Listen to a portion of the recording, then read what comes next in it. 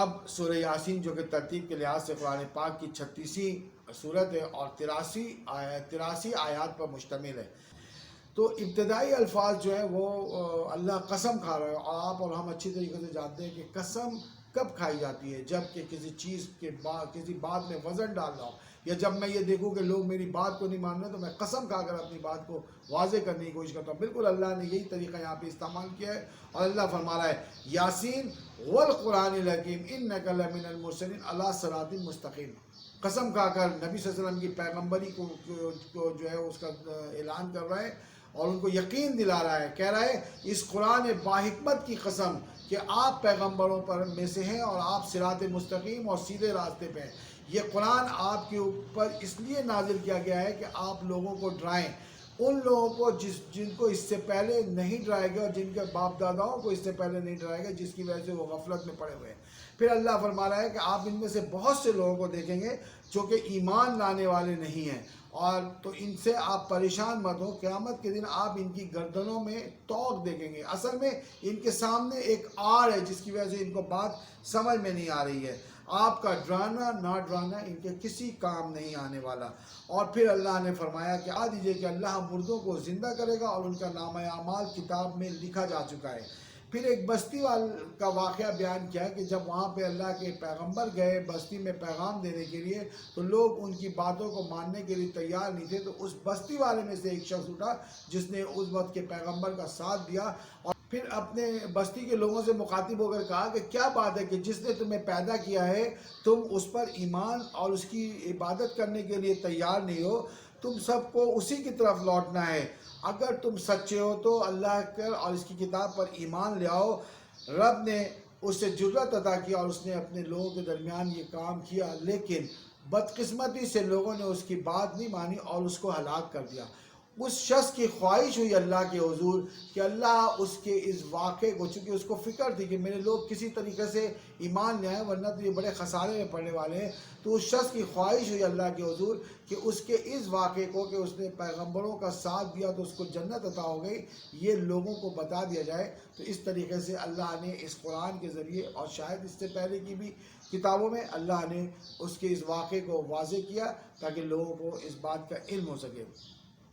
پھر اللہ فرما رہا ہے ان لوگوں پر افسوس جو رسولوں کی ہنسی مذاق اڑاتے ہیں اور جو رسولوں کی توہین کرتے ہیں۔ اور پھر اللہ نے فرمایا کہ اللہ کی بہت سی نشانیاں ہیں، کیا تم دیکھتے نہیں ہو جس کی توسط سے تم ایمان لے آؤ۔ دیکھو کیسے مردہ زمین کو وہ زندہ کرتا ہے، پھر ہر چیز کے اس نے جوڑے بنائے ہیں، کس طریقے سے رات اور دن ایک دوسرے کے آگے پیچھے چلے آ رہے ہیں، سورج اور چاند اور کس طریقے سے ترتیب سے چل رہے ہیں، اور نوح کی وہ کشتی کیسے اللہ نے اس کو بچا لیا۔ اور گمراہ لوگ تو یقیناً ایک چیخ کے منتظر ہیں، ان کے لیے ایک عذاب عظیم ہے جو آنے والا ہے، اور وہ اس عذاب کے طرف لوٹائے جائیں گے۔ پھر اس کے بعد اللہ نے قیامت کا ذکر کرتے ہوئے کہا کہ قیامت کا دن جب کہ ایک سور پھونکا جائے گا تو لوگ اپنی قبروں سے تیز تیز دوڑتے ہوئے اس حشر کے میدان کی طرف چلیں گے، اس لیے کہ اور کہیں گے کہ ہمیں ہماری قبروں سے، ہمارے آرام گاہوں سے ہمیں کس نے اٹھایا؟ اللہ رحمان کا وعدہ، اور کہیں گے کہ رحمان کا وعدہ سچا ہے، چیخ کے ساتھ حاضر ہو جائیں گے اور ان کے اوپر کوئی ظلم نہیں کیا جائے گا۔ پھر جنتی لوگوں کے متعلق فرمایا کہ وہ من پسند جگہوں پر ہوں گے، اور من پسند جگہوں پر تکیے اور گدے لگائے ہوئے بیٹھے ہوں گے۔ پھر اولاد آدم کے متعلق فرمایا کہ اولاد آدم سے خطاب کرتے ہوئے کہا کہ کیا بات ہے، شیطان کی تم عبادت کرتے ہو جو کہ اللہ کا کھلا دشمن ہے، میری عبادت کرنا اور کافر الگ ہو جائیں۔ یہ دوزخ جس کا وعدہ تھا ہم انہیں ضرور اس کے قریب لا کر کھڑا کر دیں گے، یہ ان کے منہ پر۔ اور پھر اللہ فرماتا ہے کہ قیامت کے دن ان کی زبان پر مہر لگی ہوئی ہوگی، اور ان کے زبان جو ہے وہ بول نہیں سکے گی، اور ان کے ہاتھ پاؤں اور ان کے چہرے اور ان کی کھال، یہ ساری چیزیں ان کے کرتوتوں کی گواہی دے رہی ہوگی۔ پھر اللہ فرماتا ہے کہ کافروں الگ ہو جاؤ، یہ دوزخ جس کا وعدہ تھا وہ تمہیں مل کر رہے گا اور تم اس میں چلے جاؤ۔ پھر انسانوں کو مخاطب کر کے کہا کہ کیا انسان بھول گیا ہے کہ ہم نے اسے پیدا کیا ہے، پھر ہم اسے دوبارہ مار ڈالیں گے، پھر ہم اس کو دوبارہ زندگی عطا کریں گے، اور اس میں اس کو شکوک و شبہات اس لیے نہیں ہونی چاہیے کہ ہم کس طریقے سے ہم نے آسمان اور زمین کو پیدا کیا ہے اور کس طریقے سے ہم انہیں چلا رہے ہیں ایک نظام کے تحت۔ ہمارے لیے کوئی مشکل بات نہیں ہے، بس تیرا رب ذوالجلال ایک لفظ کن سے یہ تمام چیزیں پیدا کرتا ہے، اور وہ کن کہتا ہے اور خود بخود فیکون ساری چیزیں ہو جاتی ہیں۔ اور آخر میں اللہ فرما رہا ہے پس پاک ہے وہ اللہ جس کے ہاتھ میں ہر چیز کی بادشاہت ہے اور جس کی طرف تم سب کو لوٹ کر جانا ہے۔ اس کے بعد سورہ صافات، جو کہ ترتیب کے لحاظ سے قرآن پاک کی 37ویں صورت ہے اور 182 آیتوں پر مشتمل ہے، اور پھر اللہ نے اس میں بھی کچھ قسمیں کھائی ہیں۔ اللہ فرماتا ہے قسم ہے صف باندھنے والوں کی، یعنی آسمان پر عبادت گزار فرشتے، کہتے ہیں سدرۃ المنتہا پر اتنے فرشتے اکٹھا جو صف باندھ کر کھڑے اور اللہ کی عبادت کر رہے ہیں، اور کہتے ہیں کہ ایک مرتبہ جب فرشتوں کا ایک ٹولہ، یہ حدیث سے بیان کر رہا ہوں میں، ایک مرتبہ جب فرشتوں کا ایک ٹولہ وہاں سے نکل جائے گا عبادت کر کے، تو اتنے فرشتے ہیں کہ اب قیامت تک ان کی باری نہیں آنے والی۔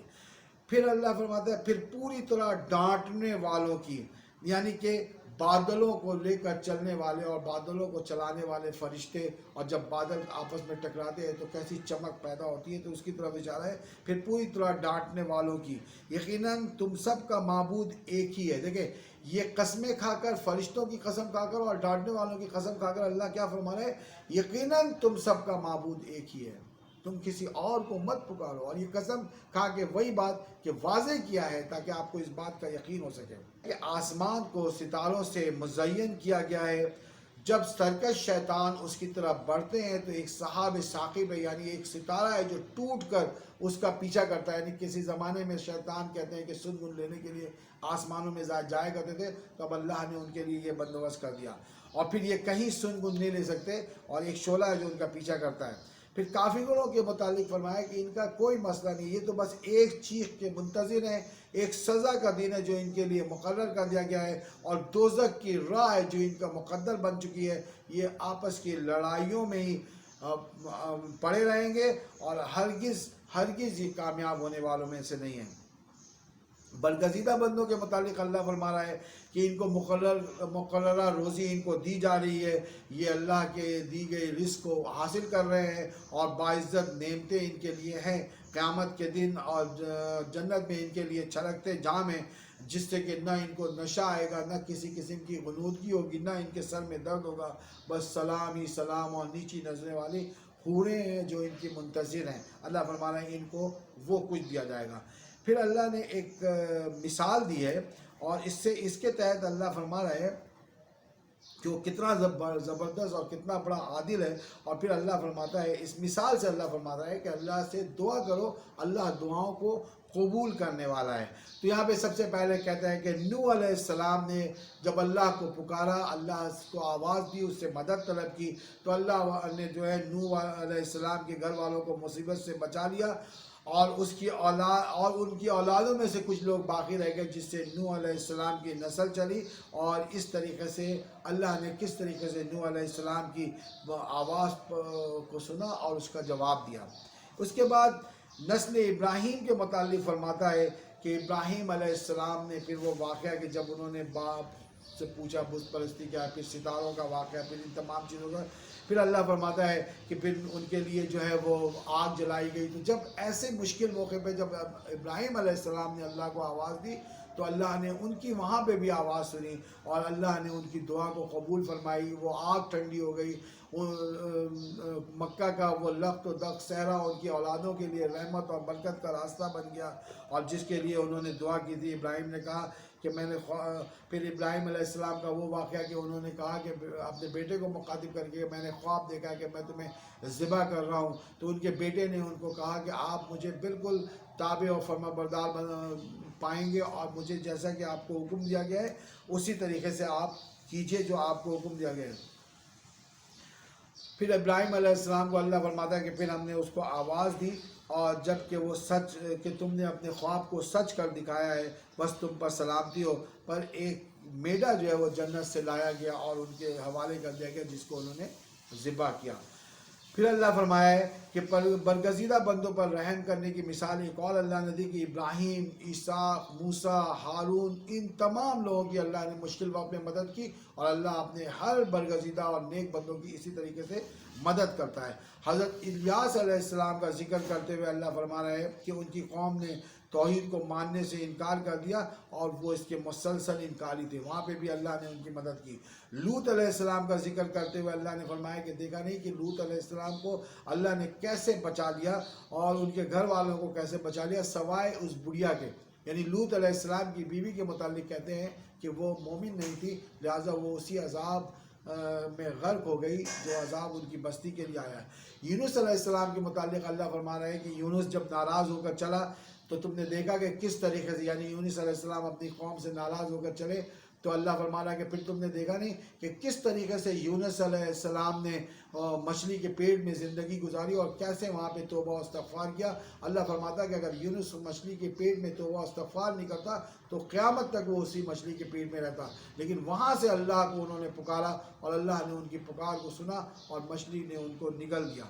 تو یہ وہ چیزیں تھیں جس کے متعلق اللہ فرما رہا ہے کہ تم آخر اپنے رب کو پکارتے کیوں نہیں؟ دیکھیں کتنے پیغمبروں اور نبیوں اور لوگوں کی مثال دی ہے کہ ان سب لوگوں نے اپنے برے وقت میں اللہ کو پکارا اور سب لوگوں کی اللہ نے برے وقت میں مدد کی اور ان کی توبہ کو قبول کیا۔ لہٰذا میرا اور آپ کا ایمان کامل ہونا چاہیے کہ جب ہم اپنے رب کو صدق کے دل سے پکارتے ہیں یا عاجزی انکساری سے پکارتے ہیں، اور بعض اوقات تو صدق کے دل سے بھی نہیں پکارتے، لیکن وہ میرا رب ہے جو میری دعاؤں کو سنتا ہے، میری حاجت کو پوری کرتا ہوں۔ یہاں پہ اللہ نے یہ مثالیں دے کر یہ بتایا کہ تم جب اس کو پکارو گے وہ تمہاری پکار کو پر لبیک کہے گا اور تمہاری دعاؤں کو ضرور قبول فرمائے گا۔ اور اس طریقے سے اللہ نے اپنے پیغمبروں اور برگزیدہ بندوں کے ذکر کے اختتام پہ فرمایا کہ پاک ہے آپ کا پروردگار، بڑی عزت والا، ہر اس چیز سے پاک جو مشرک بیان کرتے ہیں۔ اور پھر اللہ نے فرمایا کہ سلام ہے پیغمبروں پر اور سب طرح کی تعریف اللہ رب العالمین کے لیے جو سارے جہانوں کا مالک اور خالق ہے۔